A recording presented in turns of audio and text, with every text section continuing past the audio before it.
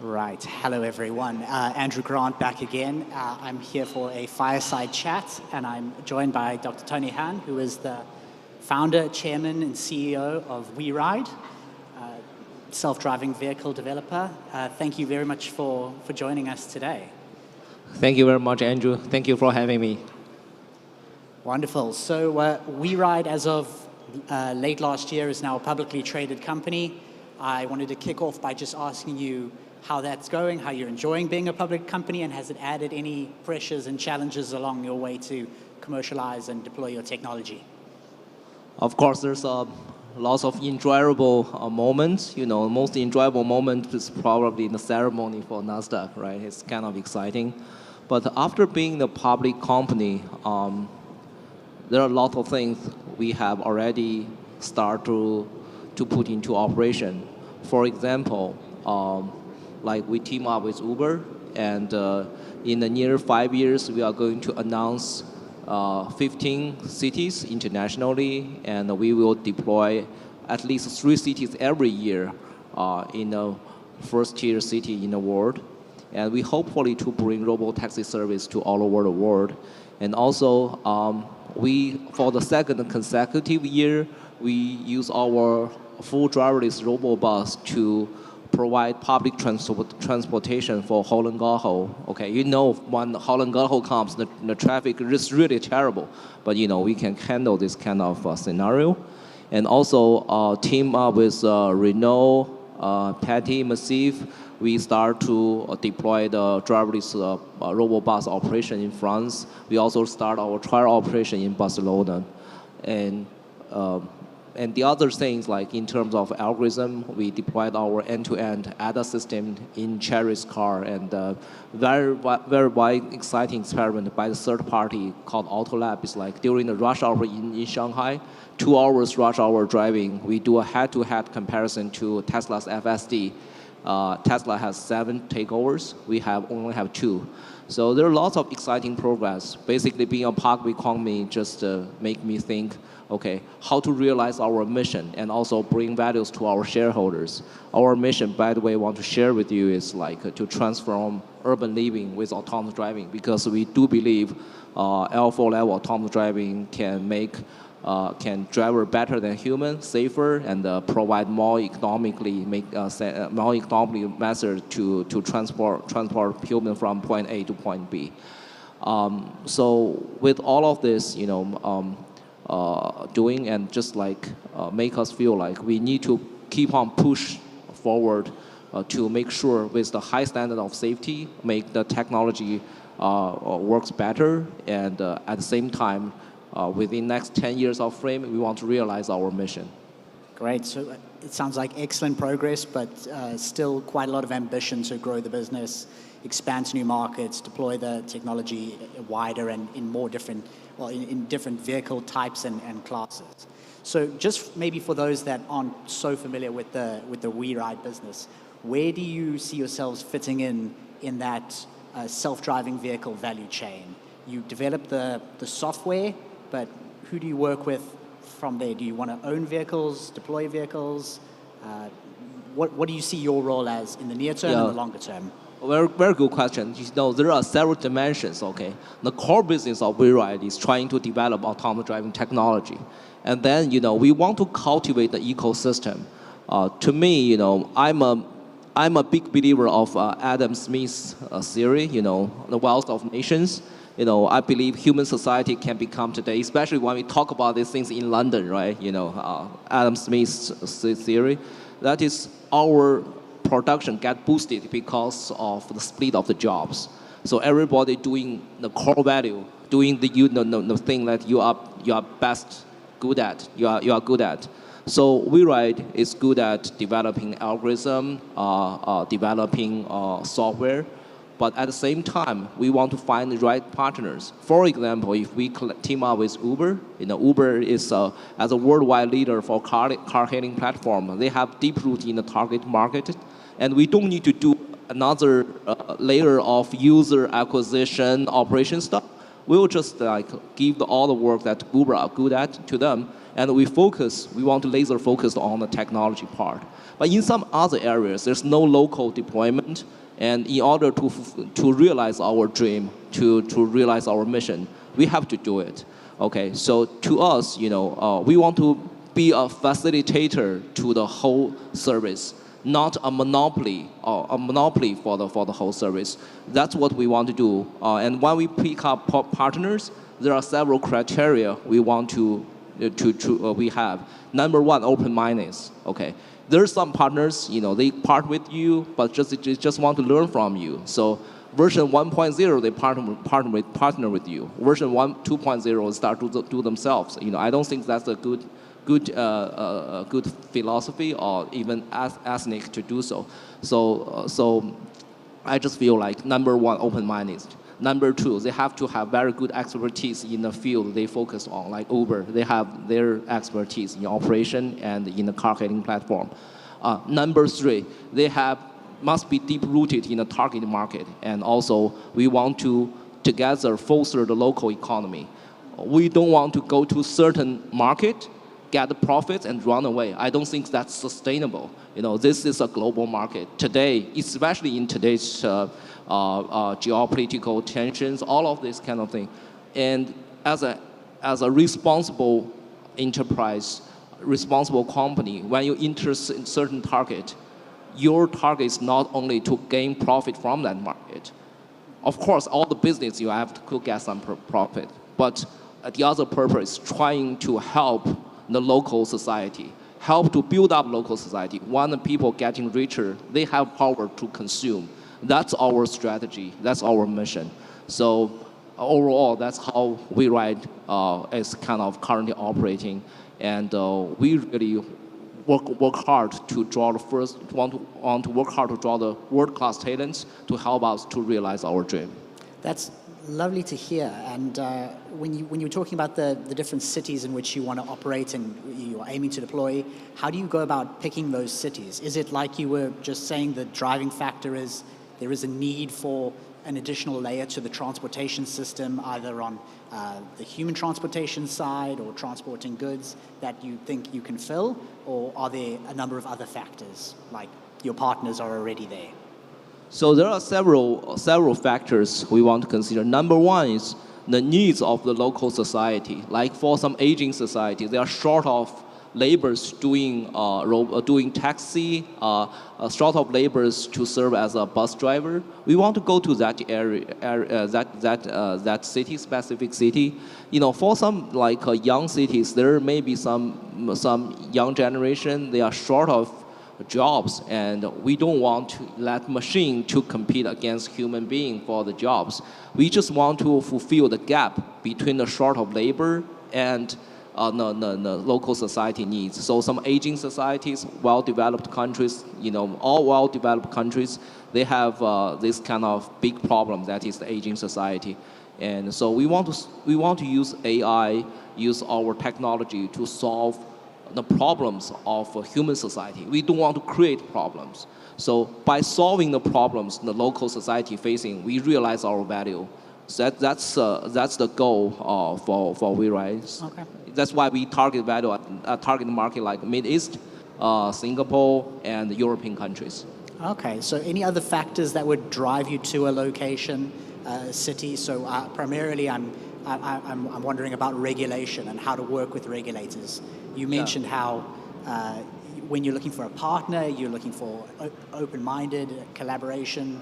To a certain extent, is that what you're looking for from regulators? Yeah, I think, thank you for pointing out like this. So regulation, the support from regulators is also a key factor we are considering. And one thing I want to point out is like some markets has very high standard or very strict requirements for the safety issue, which is to WeRide is a good thing, because I feel like in order to supply the best autonomous driving or robo taxi service to the local society, the safety is our top priority and probably the most important factor we're considering. So when you supply a service, you shouldn't only think about I provide you a cost-effective service. It's kind of cheaper than human-driven taxi. You need to considering, can I give you a better quality service that is safer, more comfortable? Like today, like in London, like last night, arrive at London, wait for 20 minutes to get Uber, and another 1 hour and 30 minutes to get to the hotel.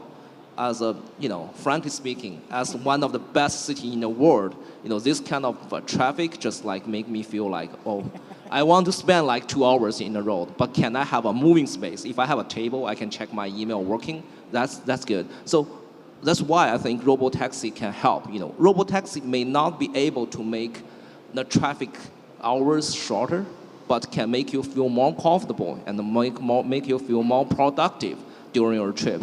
So that's all of considerations. But we need the support from regulators. That is, you are going to allow us to develop certain vehicle that is full driverless, and you can, the regulator, there's lots of safety requirements. It's for the automobile industry. For the automobile era, right? You have to safety belt. You cannot too close to a table, but you need to allow us to install at least a small table in a vehicle so that everybody can use their computer. So we need this kind of support from regulators. Which city give us this kind of support, we will deploy first. It's just like in the old era. Now we are in London. Again, I like this city so much. Think about 200 years ago.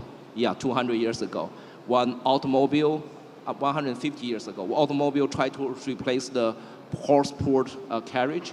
If you look at history, when we first deployed automobile in London, we have to have our working people holding a red flag, moving like maybe 20 meters ahead of the automobile, waving the red flag. It's just signaling all the people, automobile is coming, and then the people. But nowadays, everything is gone. So I think that was a mistake. People shouldn't do that. It's actually slow down the development of the automobile. So that part, we want the regulators to really support the development of autonomous driving. Right, and I think you've been quite successful in convincing regulators of the values of your service across a variety of different countries and markets. How would you attribute that success? So what is it about your approach that has been really hitting a note with regulators? It's about credibility. It's just like applying for a credit card. It's always very difficult to get your first credit card. I still remember when I went to US, right? I spent 20 years in US as a graduate student. Try to get your first credit card is so difficult. But after that, you keep a very good history, good credit history, and then the credit card company rush to you to get another credit card. To WeRide, we keep a very good safety record. We have deployed autonomous driving for 2,000 days, 1,200 autonomous driving vehicles for such a large fleet for so long time. We have zero regulatory discipline due to our autonomous driving system failure. Every time we deploy an autonomous driving vehicle, we do like five-stage thing: software verification, software in the loop, hardware in the loop, simulator, and trial deployment, and then formal deployment. We have very, very high standards. And every city we entered, we just show our record and show our procedure, and then gradually we expand. So we expand with lots of caution. And also, we want to convince regulator like WeRide is a company treating safety as our top priority, and we pick up very good partners like Uber, like Bosch, and Renault, Nissan, and so they are all world-class players. And so that's how we actually convince local regulator to let us to deploy the robotaxi or robobus or robosweeper in the local city. So that track record is very important. So automation and digitalization are very powerful trends across the automotive space, but so is decarbonization. So how does decarbonization play into your business and strategy going forward? Sorry, So are electric vehicles, are they a part of your strategy? Oh, your What about decarbonization, the I power see. consumption of see. building and You mean running the business? decarbonization, right? Yes. Decarbonization. Sorry, I got decarbonization. Okay, very good question. So I see several trends, right? People use the new terms like electrification, right? And then there's another terms I think is kind of so long, so difficult to pronounce. It's called intelligentization. It's kind of long word. To us, first of all, I think the electrification is definitely the right direction to go. Think about the carbon, really the carbon footprint problem, right? I think our environment really needs our all human society to reduce the carbon footprint. So electrification is definitely the right way. But one problem with combustion engine is the efficiency, right? The combustion engine, they can be very efficient if you are running at a speed of around 50 kilometers, the constant speed. They are quite efficient after 100 years of great engineering, and they are quite efficient. However, think about in London, in Beijing, what's the speed? 20 kilometers, 30 kilometers. You have the combustion engine running in a very low efficient mode. So that's why you need electrification. And with autonomous driving, I think one thing is they can help to lower our carbon footprint is the local trip can be planned. If this trip takes your 1.5 hours to get there, and you can pick up another route, maybe 2 hours, but you can work during this kind of route. This one will just smooth out the whole traffic flow. So we need to work with the regulator, the city planner to work on this. But I think combining the intelligentization with the electrification together will make our traffic much more efficient.